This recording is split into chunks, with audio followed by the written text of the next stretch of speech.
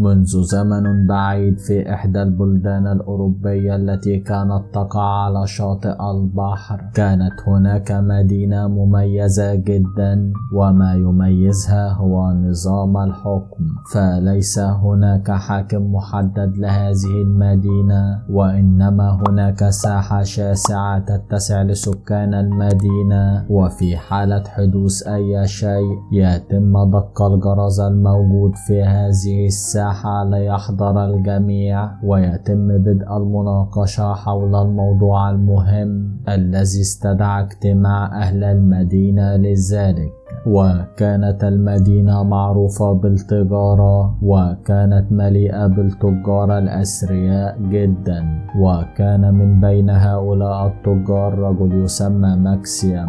وكان ماكسيم تاجر ثري جدا، كما أنه كان يمتلك 6 قوارب كبيرة كانت تجوب البحار ذهابا وإيابا، كما أنه كان يمتلك العديد من المتاجر التي تبيع مختلف المنتجات. وكان ثراءه فاحش جدا لدرجة أنه هو وعائلته كانوا يتناولون الطعام في أواني من الذهب، وكانوا يرتدون أغلى أنواع الثياب. وكان ماكسيم يمتلك حظيرة كبيرة يرعى فيها أنواع عديدة من الخيول باهظة الثمن، والتي كان يحبها بدرجة كبيرة. وكان من بين الخيول خيل أطلق عليه ماكسيم اسم بساط الريح من شدة سرعته، فقد كان هذا الحصان سريع جدا، وكان ماكسيم يميزه عن باقي الخيول، فقد كان لا يسمح لأحد وحتى من أفراد أسرته أن يمتضي هذا الحصان. وكان ماكسيم فقط هو الذي يتجول بهذا الحصان، وفي بعض الأحيان كان يسافر به بسبب سرعته. وفي نفس الوقت كان يهتم به لدرجة كبيرة، فقد كان يقدم له أجود وأفضل أنواع الشوفان التي تأتي من الخارج خصيصا له. ظل الحال على ما هو عليه حتى أتى اليوم الذي أطلق عليه ماكسيم اليوم المشؤوم بسبب ما حل به في هذا اليوم. فكان ماكسيم في إحدى رحلاته عائدا وسط الغابة، فجأة ظهر له من بين الأشجار 5 لصوص، بينهم 2 على أحصنة والباقي على أرجلهم. وكان ظاهرا على بساط الريح تعبه، فقد صار لمسافة كبيرة جدا. ولكن في هذه اللحظة استجمع بساط الريح قوته وانطلق كالرياح متجاوزا اللصوص. حاول اللصوص بأحصنتهم اللحاق به، ولكن سرعان ما اختفى بساط الريح من أمام أعينهم. فقد وصل بساط الريح ومعه ماكسيم إلى المنزل بأمان، فلولا بساط الريح لما تمكن ماكسيم من النجاة من اللصوص. أخذ ماكسيم بساط الريح إلى الحظيرة وطلب من الرجل الذي يرعى الخيول أن يطعم بساط الريح ما مقداره 3 مكاييل من أجود أنواع الشوفان. وقد تعهد ماكسيم أن يرعى بساط الريح حتى عندما يكبر، وأنه لن يبيعه أبدا ولن يفرط به مهما حدث. وقد انتشر هذا الوعد بين سكان المدينة جميعهم، ولم يكن ماكسيم يعلم أن هذه الرحلة ستكون الأخيرة له برفقة بساط الريح.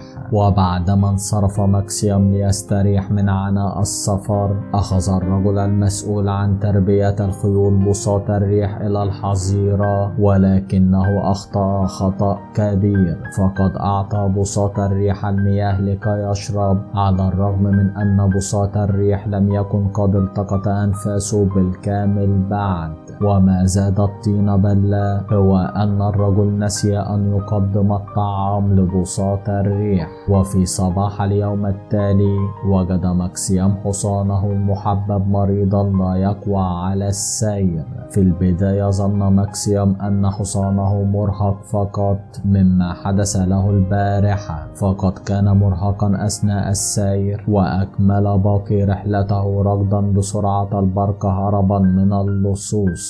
ظل الحال على ما هو عليه لعدة أيام، ولا يوجد أي تحسن في حالة الحصان بساط الريح، بل أن حالته كانت تسوء حتى فقد بصره. وبمرور الوقت طلب ماكسيم من العامل في الحظيرة أن يخفف مقدار الطعام الذي يقدمه لبساط الريح ليصبح مكيالين فقط بدلا من 3. ولم يقف الأمر عند هذا الحد، فعندما رأى ماكسيم أنه يرعى حصانا أعمى لا يقوى حتى على السير طويلا، قرر تخفيض مقدار الطعام إلى مكيال واحد. أدرك حينها ماكسيم أنه في حاجة إلى حصان جديد يمتاز بالقوة والسرعة ليعوضه عن بساط الريح. سافر ماكسيم إلى بلاد مجاورة معروف عنها بيع الخيول، واشترى من هناك خيلا جديدا بسعر مرتفع للغاية. وبعدها قرر ماكسيم عدم استكمال وعده، وقام بإلقاء بساط الريح الأعمى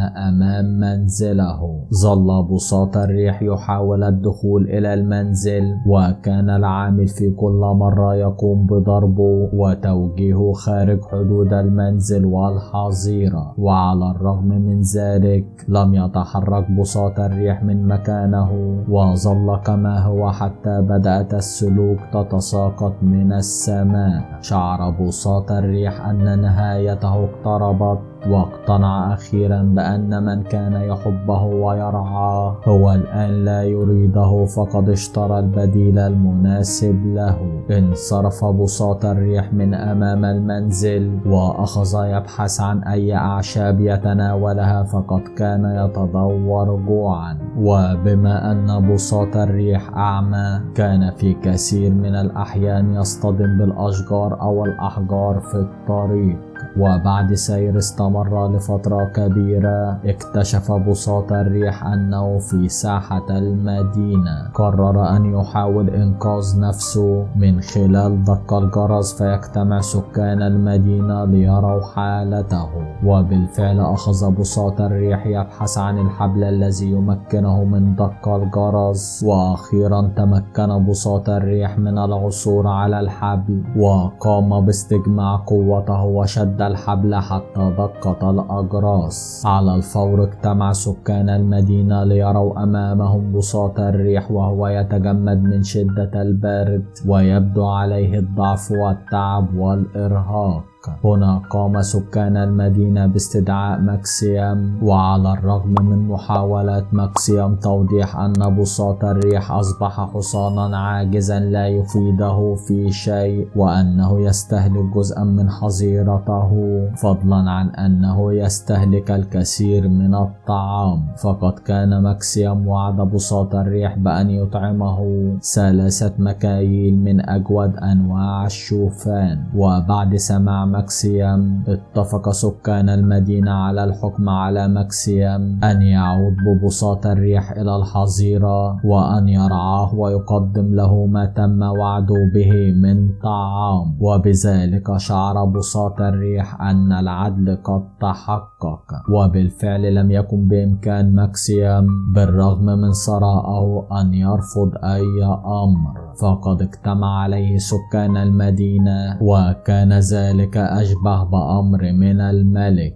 فقام ماكسيم باصطحاب بساط الريح وأخذه معه إلى الحظيرة، وقام بإطعامه 3 مكاييل من أجود أنواع الشوفان كما كان متفق. وبذلك عاد ماكسيم مرة أخرى ليكمل الوعد الذي قطعه لبساط الريح بعد أن أنقذه من اللصوص في تلك الرحلة. فالحقيقة أن هناك الكثير من الأشخاص من أمثال ماكسيم موجودون بيننا، فعلى الرغم من كل ما قدمه بساط الريح لماكسيم وكيف أن له الفضل في إبقاء ماكسيم على قيد الحياة، إلا أن ماكسيم أنكر هذا الجميل وقام برمي بساط الريح خارج أسوار المنزل. ولكن العدل هو الذي ينتصر في النهاية ليعلن أن الظلم وإن طالت فترته فإن نهايته ستأتي لا شك في ذلك. شكرا لكم مشاهدي قناتنا الكرام، وإلى اللقاء.